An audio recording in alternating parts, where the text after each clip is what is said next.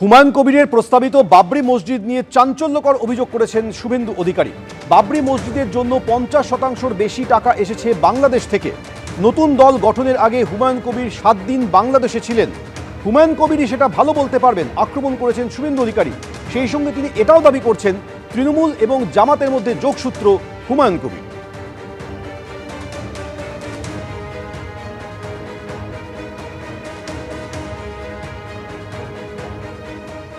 এই তথাকথিত বাবরি মসজিদের শিলান্যাসের আগে, নতুন দল গঠনের আগে 7 দিন বাংলাদেশে কাটিয়েছেন হুমায়ুন কবির। হুমায়ুন কবির বাবরি মসজিদের যে অর্থ সংগ্রহ করেছেন থ্রু আমাদের স্টেট ব্যাংক অফ ইন্ডিয়ার ব্যাংকের রেতে, তার 50% এর বেশি অর্থ বাংলাদেশ থেকে এসেছে। হুমায়ুন কবির তার বাবরি মসজিদ তৈরি করার আগে এবং তার যে দল গঠন করার আগে 7 দিন বাংলাদেশে থেকে এসেছেন।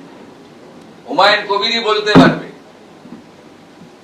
এবং হুমায়ুন কবির বাংলাদেশের জামাত, মমতা ব্যানার্জি সেতু।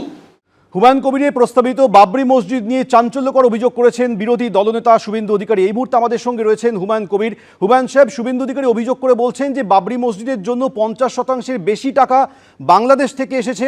নতুন দল গঠনের আগে আপনি 7 দিন বাংলাদেশে ছিলেন। তৃণমূল এবং জামাতের মধ্যে আপনি যোগসূত্র, এটা দাবি করছেন শুভেন্দু অধিকারী। আপনাদের চ্যানেলের মাধ্যমে আমি শুধু শুভেন্দু বাবুর জন্য একটা কথা পরামর্শ দিচ্ছি। শুভেন্দু বাবু পশ্চিমবাংলার বিধানসভার বিরোধী দলনেতা।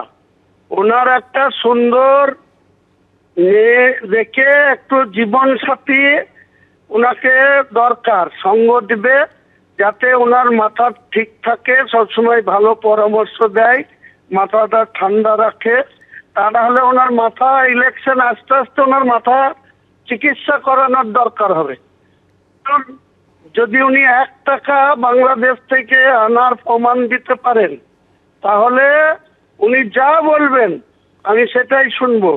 আর তা নাহলে আপনাদের চ্যানেলের মাধ্যমে লিডার অফ দ্য অপোজিশন একজন জীবন সঙ্গী খুঁজে নেন। তা নাহলে ওনার ভোট আসতে আসতে হয়তো মাথার আর কোনো ঠিক থাকবে না, আবল তাবল বলবে।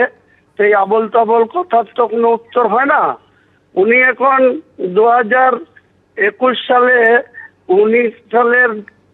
2020 সালের 19শে ডিসেম্বর তৃণমূল ছেড়ে বিজেপিতে গিয়েছিলেন, স্বপ্ন দেখেছিলেন মুখ্যমন্ত্রী হবেন। তো সেটা 77-তে গিয়ে আটকে গিয়েছিল। এখন বুঝতে পারছেন যে আবার হুমায়ুন কবির নামক এক ব্যক্তি আমাকে আবার 77-তেও না পৌঁছাতে দিতে পারে। তাই ওনার মানে মাথার টাথার ঠিক নাই।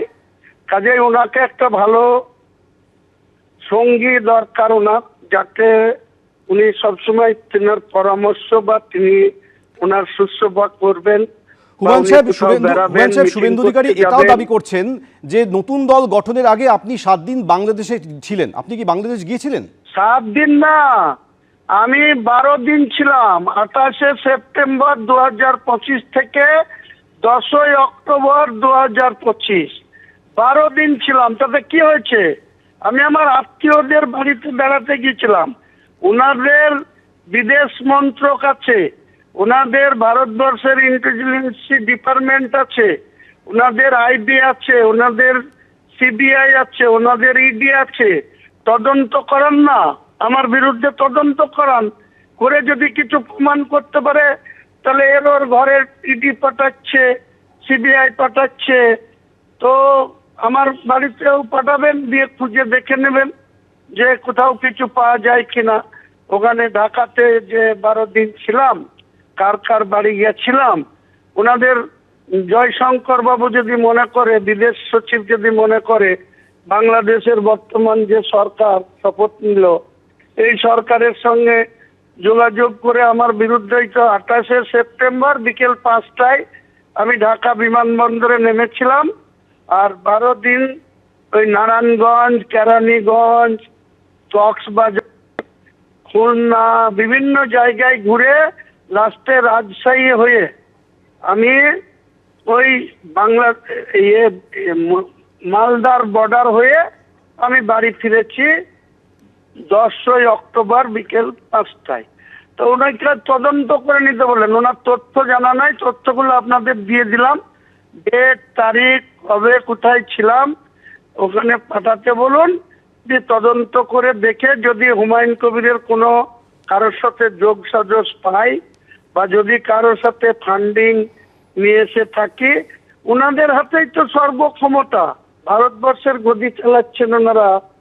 বাংলার স্বপ্ন দেখার আগে যেখানে আছেন সেই জায়গাটায় সদ্ব্যবহার করে একটা সিবিআই কে নোবেল চুরি গিয়েছিল, খোয়া গিয়েছিল আমাদের শান্তিনিকেতনের, সেই নোবেল পুরস্কারটা এখনো সিবিআই এতদিন হলো উদ্ঘাটন করতে পারেনি। আর যে সমস্ত তদন্তে আছে, কাউকে তিহার জেলে পাঠিয়ে, কাউকে ভুবনেশ্বর জেলে পাঠিয়ে, কাউকে ওই আরো কলকাতার প্রেসিডেন্সি জেলে পাঠিয়ে, তারপরে তো আজ পর্যন্ত তাদের কি হলো, কি তদন্ত হলো বাংলার মানুষ সেটাও জানতে চাইবে। অনেক ধন্যবাদ আমাদের সঙ্গে কথা বলার জন্য। এবিপি আনন্দ, এগিয়ে থাকে, এগিয়ে রাখে।